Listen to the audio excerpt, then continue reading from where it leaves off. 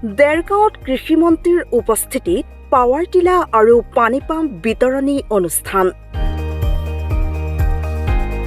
দেৰগাঁও গুলুংটেমেৰা গাঁও পঞ্চায়তৰ কাৰ্যালয়ৰ সভাগৃহত অনুষ্ঠিত হয় পাৱাৰ টিলা আৰু পানী পাম্প বিতৰণী সভা। উক্ত সভাত ২২টাকৈ আত্মসহায়ক গোট আৰু কৃষক গোটক প্ৰধানমন্ত্ৰী আদৰ্শ গ্ৰাম্য যোজনা আঁচনিৰ অধীনত ITDPৰ দ্বাৰা পাৱাৰ টিলাৰ আৰু পানী পাম্প আনুষ্ঠানিকভাৱে বিতৰণ কৰে কৃষি মন্ত্ৰী অতুল বৰাই। ITDPৰ গোলাঘাটৰ অধ্যক্ষা নিজু লয়ঙৰ সভাপতিত্বত অনুষ্ঠিত হোৱা সভাত উপস্থিত থাকে ভাৰতীয় জনতা পাৰ্টি গোলাঘাট জিলাৰ সভাপতি দেৱপ্ৰতীপ বৰা, AGPৰ ডিমান গগৈকে আদি কৰি ভালে সংখ্যক স্থানীয় ৰাইজ।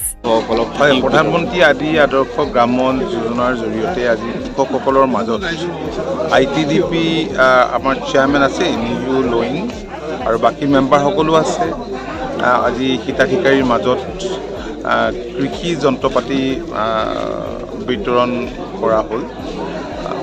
কৃষকসকল যথেষ্ট উৎসাহিত হৈছে। এনেও আগতো বিভিন্ন ধৰণৰ এনেধৰণৰ সামগ্ৰী দিয়া হৈছে, কৃষি বিভাগৰ পৰাও দিয়া হৈছে, ITDPৰ বহুত ধৰণৰ ছাপোৰ্ট দিয়া হৈছে।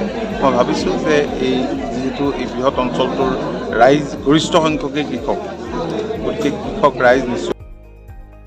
গোলাঘাটৰ পৰা ৰাজদীপ শইকীয়াৰ ৰিপৰ্ট, দি নৰ্থ ইষ্ট।